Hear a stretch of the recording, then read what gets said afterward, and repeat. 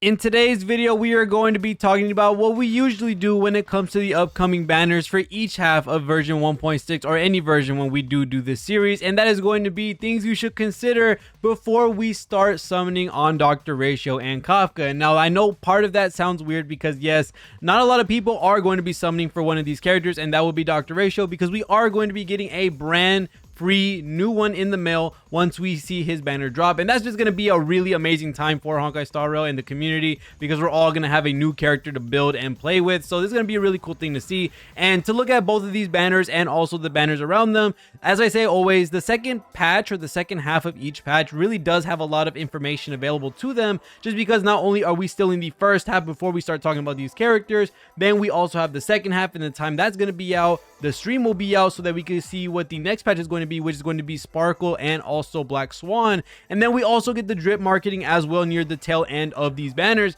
So we just have a very long time to be able to think and see if we actually want these characters or not. So always remember that you don't have to summon for them day one. You don't have to summon for these characters as soon as they drop. You can wait a good minute, even to the last week of their banner, and then you'll have so much information available to you that you'll be able to make a really good decision in regards to what you want for your account and what you want personally for whatever characters that might come out in the future. Because remember, we will be in Pentakani, so we will get the drip marketing for 2.1, which is going to be absolutely insane that we're already looking this far into the timeline, but that's just going to be how it is. Now, before I start this video in regards to both Dr.Ratio Kafka and everyone else, I just want to say that these characters on the 4-star lineup are absolute trash. I'm not gonna lie to you that Su Shang, Natasha, and Hook being the 4 stars is probably the biggest FU in the face when it comes to all the characters they possibly could have put on here, and it's just overall a really bad value when it comes to the 4 stars that will be dropping from these multis. So that's gonna be the thing that sucks. That's the reason why Dr.Ratio wanted to give us him for free,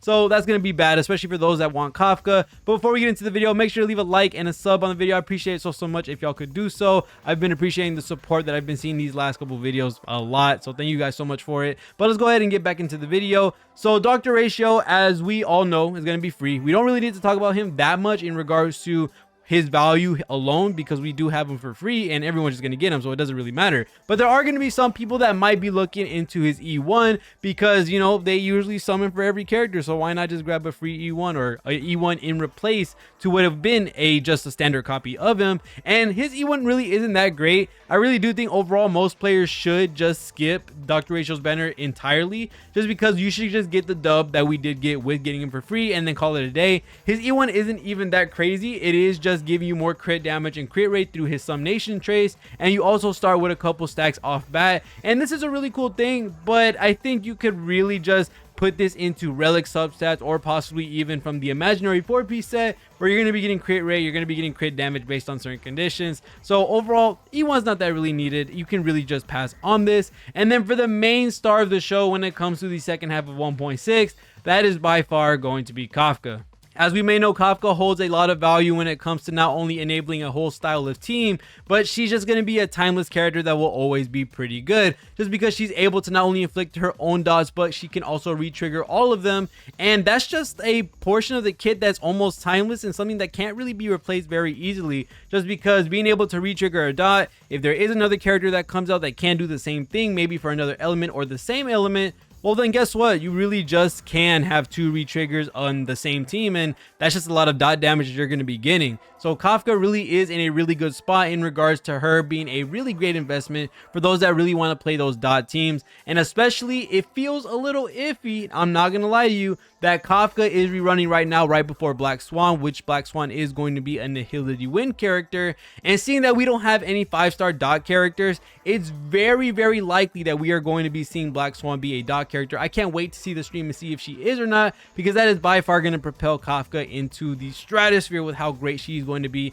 and how her team is going to be able to improve from that as well. So Kafka is going to be looking like a really good pickup for a lot of different people if you're interested in the dot playstyle. If you're not, there's nothing wrong with it. Just remember that there will be units in the future that you may like, or some units that in regards to their kit may rely on Kafka to be able to get the most or the bang for their buck. Because imagine that Black Swan does a fat ton of damage but is labeled as a dot, So guess what? Kafka can keep re-triggering it from the skill, from the ultimate, and then boom, you just have massive damage coming from both of these characters. Does it suck that both these characters come out near around the same time? Yes, but it is going to be a necessary evil in regards to getting Kafka her best team, and also possibly getting Black Swan her best team. So in regards to the value that is just in version 1.6 second half, we do get that leeway with Dr.Ratio being free, but with Kafka, this is going to set back a lot of people in regards to the jades that they do want to save to get into 2.0 and 2.1 when we do get the drip marketing. Remember, you can wait until the very last week, or you can wait until the very last few days to be able to summon, because we will have a lot of information available. And then now let's look at this really quickly, which I do want to look at it just because this is a monumental type of thing in regards to the characters that are out around them, just because a lot of these characters have some massive hype and a lot of these characters have some massive benefits to being on your team and to being on your account. Of course, looking at the first half of 1.6 that we're currently on right now, the only character that I would just go ahead and say that doesn't hold a lot of value right now, just because of all the characters that are sandwiched around them, Blade, sadly, is just not going to be in the best spot in regards to any banners in the future, most likely, just because he will always be sandwiched with new characters and also with probably reruns that are probably in higher value than him. There's not a lot of reasons to pick up Blade at the current moment versus other ones, unless you really like the design or you really like the character as he is. I do think he's a solid pickup. I do think he's a solid character, one of my favorite characters for sure, and he will for sure be a really good investment for future wise, just because of his SP efficient kit. He will always be able to be a sub DPS, which this character we're about to talk about next has definitely buffed into a whole new world, and that is going to be Ruan Mei.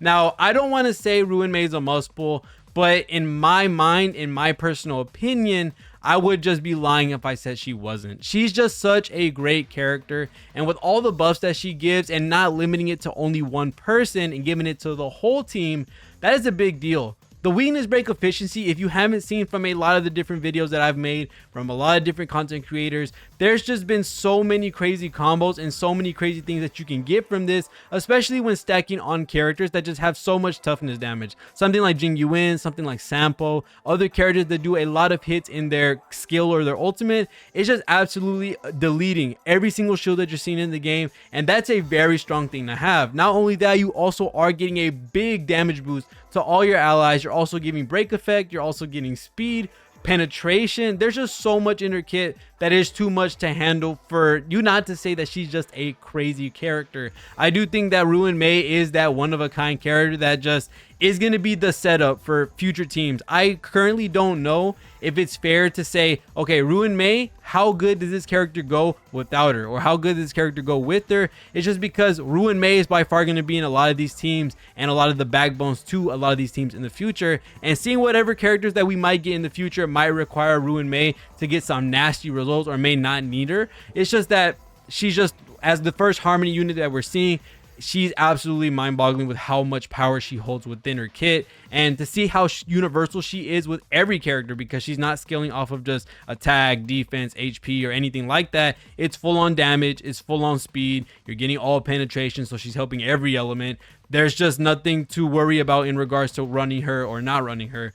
So having her in the first half of 1.6 is a scary thing to pass up on if you haven't gotten her already. I know some people may be unfortunate to the point where they can't get her because they lost 50-50 or they don't have the jades. Don't worry, there's no reason to really panic. You can just wait till the rerun happens. But I'm just saying, if you do have the means to do so, I would probably nudge your way towards getting Ruan Mei. She's just an overall busted character. I really can't state more than just saying that. She really is just a very strong character, and someone that we didn't expect to be this game changing to the meta with how absolutely monumental the way she works with other teams. Now, looking at how we have our first Harmony character, our first premium one, let's go ahead and look at the second 2.0 patch, or the 2.0 patch that we will be seeing for Pandakani, which is both Black Swan and also Sparkle. So right now, looking at, let's say, our first half, which we think is first half, is going to be Black Swan.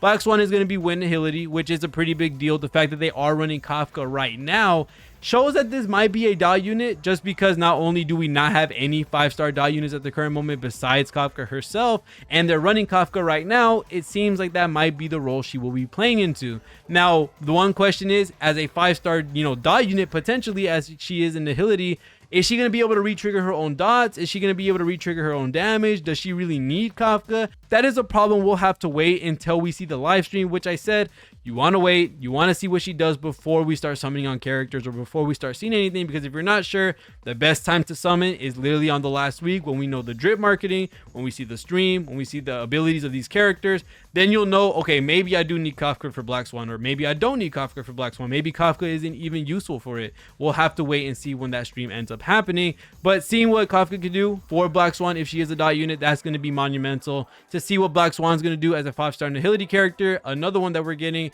going to be very exciting. But the very big debate, or the very big thing that we do need to look at besides Black Swan, which everyone is excited for, is also Sparkle. Sparkle is going to be our second premium Harmony unit, and to get another one this quick is a very scary thing, only because of what we see right now with characters like Bronya, who is the only 5-star standard character that is Harmony, and now that we have Ruan Mei, who is our next that is Harmony.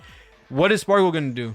How good is Sparkle going to be? And also the fact that she's Quantum, how great is she going to be enabling Mono Quantum to come back as one of the better teams in the game? Because right now it's very resourceful and very free-to-play friendly, quote unquote, I guess you could say. Not really free-to-play friendly, but the characters that are on that team can be squished into any other team, and also allows you to brute force your way into a lot of the different stages that are in the game, or a lot of different content. Not so much free-to-play friendly, but more resourceful friendly is what I meant to say. But having our second Harmony character this early, with Ruan Mei just coming out and how crazy she is right now, that is going to be a big thing to look at. Now, sadly, when we do get to the point where we are going to be seeing how Sparkle works against someone like Ruan Mei or someone like Bronya, I think by that point, Ruan Mei will be gone. So right now is the best chance to be able to pick up Ruan Mei if you haven't already. As I said before, she is an amazing character, and I would 100% say that if you do summon on her, you will not regret it 100%. Every character that gets used with Ruan Mei ends up just exponentially getting more fun, exponentially more stronger, especially with characters like Jing Yuan, who I didn't like before and now love. Same thing with characters like Herda, characters like Himiko. These characters have skyrocketed. A lot of these AoE erudition units have just been crazy with Ruan Mei, and it's just a lot of fun. Seeing that a character can do that is a one-of-a-kind thing, and if there's a chance for something like that to happen again with Sparkle, well, we're just gonna have to wait and see. So I'm pretty sure that's going to be it for this video in regards to all the banners that are going to be around Kafka and also Dr.Ratio. Dr.Ratio, not worried too much. Everyone's going to get the copy, so that's all that matters. And then for Kafka, well, we'll just have to wait and see what Black Swan really does in the live stream, just to see if we really do need her or not. Kafka is that really great investment that you can have for the future, because as many dot units that come out, as many units that are going to be able to inflict things like this, she's just going to always be and always have that role in the dot team no matter what happens. It's going to take a lot, and I mean a lot, for Kafka to be taken out of her own team, just because of the way she can re-trigger dots. That's just a mechanic that you wouldn't mind having more of on the team, so she's not going to be taken out by someone else having it as well. So other than that, that's going to be it for this video. Let me know what you think. Let me know what banners you're going to be summoning on, because I know there's a lot to look at in regards to Ruan Mei, Blade, Kafka, Dr.Ratio, Sparkle, Black Swan, and also whatever is drip marketed for 2.1. We are super close to Penacony. Very exciting times. We are getting Pure Fiction very soon as well, which I will be covering in, I think it's tomorrow's video, because I think that's when Pure Fiction comes out. If not, then I'll have another video ready for y'all. But other than that, thank you guys so much for watching. I'll wait to the end of the video. See y'all on the next one, and peace.